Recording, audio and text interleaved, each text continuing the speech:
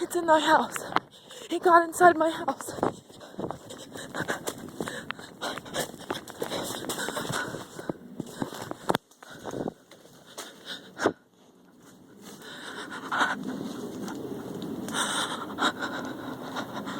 It was in my house.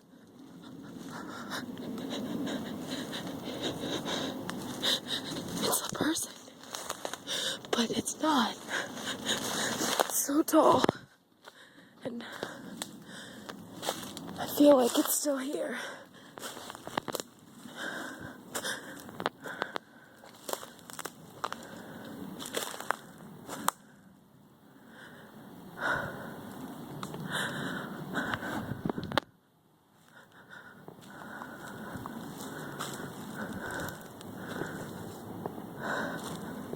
I left my parents in there.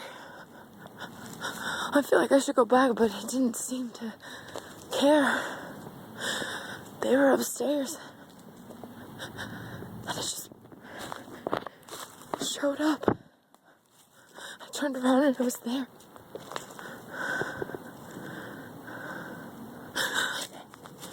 That's just a tree branch. It's doing something weird. Why is my camera like this? It's really weird. What?